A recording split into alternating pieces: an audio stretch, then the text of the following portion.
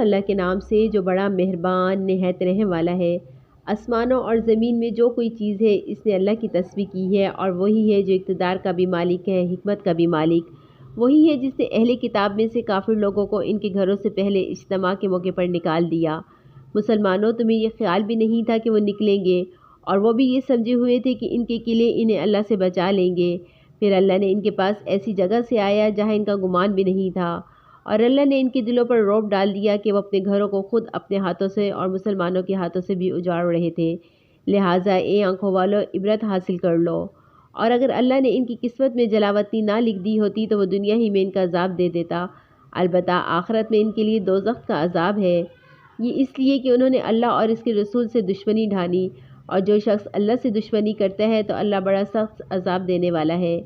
تم نے کھجور کے جو درخت کاٹے یا انہیں اپنی جڑوں پر کھڑا رہنے دیا، تو یہ سب کچھ اللہ کے حکم سے ہے، اور اس لیے تاکہ اللہ نافرمانوں کو رسوا کرے۔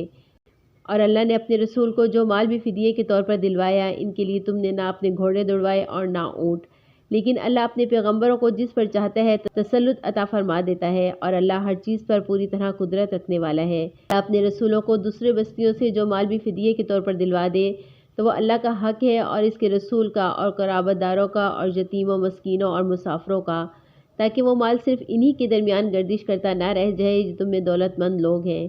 اور رسول تمہیں جو کچھ دیں وہ لے لو، اور جس چیز سے منع کریں اس سے رک جاؤ، اور اللہ سے ڈرتے رہو، بے شک اللہ سخت سزا دینے والا ہے۔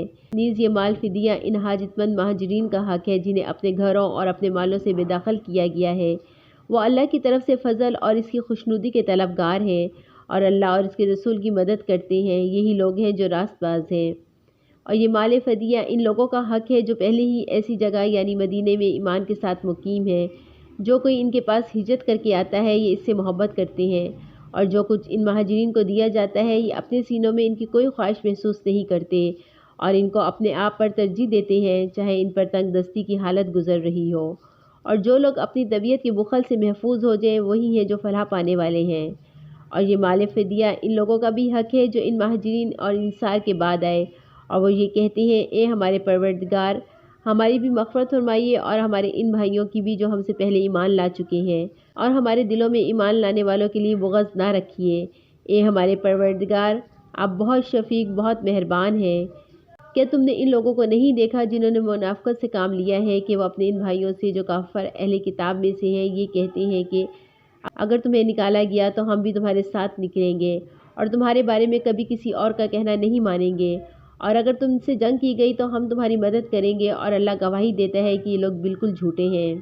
یہ پکی بات ہے کہ اگر ان اہل کتاب کو نکالا گیا تو ان کے ساتھ نہیں نکلیں گے، اور اگر ان سے جنگ کی گئی تو یہ ان کی مدد نہیں کریں گے، اگر بالفرض ان کی مدد کی بھی تو پیٹ پھیر کر بھاگیں گے، ان کی کوئی مدد نہیں کرے گا۔ مسلمانوں، حقیقت یہ ہے کہ ان کے دلوں میں تمہاری دہشت اللہ سے زیادہ ہے، یہ اس لیے کہ یہ وہ لوگ ہیں جنہیں سمجھ نہیں ہے۔ یہ سب لوگ اکٹھے ہو کر بھی تم سے جنگ نہیں کریں گے مگر ایسی بستیوں میں جو قلعوں میں محفوظ ہوں، یا پھر دیواروں کے پیچھے چھپ کر۔ ان کے آپس کی مخالفتیں بہت سخت ہیں، تم انہیں اکٹھا سمجھتے ہو حالانکہ ان کے دل پھٹے ہوئے ہیں، یہ اس لیے کہ یہ وہ لوگ ہیں جنہیں عقل نہیں ہے۔ ان کی حالت ان لوگوں سی ہے جو ان سے کچھ ہی پہلے اپنے کرتوتوں کا مزہ چکھ چکے ہیں، اور ان کے لیے دردناک عذاب ہے۔ ان کی مثال شیطان کی سی ہے کہ وہ انسان سے کہتا ہے کہ کافر ہو جا، پھر جب وہ کافر ہو جاتا ہے تو کہتا ہے میں تجھ سے بری ہوں، میں اللہ سے ڈرتا ہوں، اور وہ تمام جہانوں کا پروردگار ہے۔ دونوں کا انجام یہ ہے کہ وہ دونوں دوزخوں میں ہوں گے جہاں وہ ہمیشہ رہیں گے، اور یہی ظلم کرنے والوں کی سزا ہے۔ اے ایمان والو، اللہ سے ڈرو، اور ہر شخص یہ دیکھے گا کہ اس نے کل کے لیے کیا آگے بھیجا ہے، اور اللہ سے ڈرو، یقین رکھو کہ جو کچھ تم کرتے ہو اللہ اس سے پوری طرح باخبر ہے۔ اور تم نے ان جیسے نہ ہو جانا جو اللہ کو بھول بیٹھے ہیں، تو اللہ نے انہیں خود اپنے آپ سے غافل کر دیا۔ وہی لوگ ہیں جو نافرمان ہیں۔ جنت والے اور دوزخ والے برابر نہیں ہو سکتے۔ جنت والے وہ ہیں جو کامیاب ہیں، اور اگر ہم نے یہ قرآن کسی پہاڑ پر اتارا ہوتا تو تم اسے دیکھتے وہ اللہ کے رعب سے جھکا جا رہا ہے اور پھٹ پڑتا ہے۔ اور ہم یہ مثالیں لوگوں کے سامنے اس لیے بیان کرتے ہیں تاکہ وہ غور و فکر سے کام لیں۔ وہ اللہ وہی ہے جس کے سوا کوئی معبود نہیں، وہ چھپی اور کھلی ہر بات کو جانتا ہے، وہی ہے جو سب پر مہربان، بہت مہربان ہے۔ وہ اللہ وہی ہے جس کے سوا کوئی معبود نہیں، جو بادشاہ ہے، تقدس کا مالک ہے، سلامتی دینے والا ہے، امن بخشنے والا ہے، سب کا نگہبان ہے۔ بڑے اقتدار والا ہے، ہر خرابی کی اصلاح کرنے والا، بڑائی کا مالک ہے۔ پاک ہے اللہ اس شرک سے جو یہ لوگ کرتے ہیں۔ وہ اللہ وہی ہے جو پیدا کرنے والا ہے، وجود میں لانے والا ہے، صورتیں بنانے والا ہے۔ اسی کے سب سے اچھے نام ہیں۔ آسمانوں اور زمین میں جتنی چیزیں ہیں وہ اس کی تسبیح کرتی ہیں، اور وہی ہے جو اقتدار کا بھی مالک ہے، حکمت کا بھی مالک۔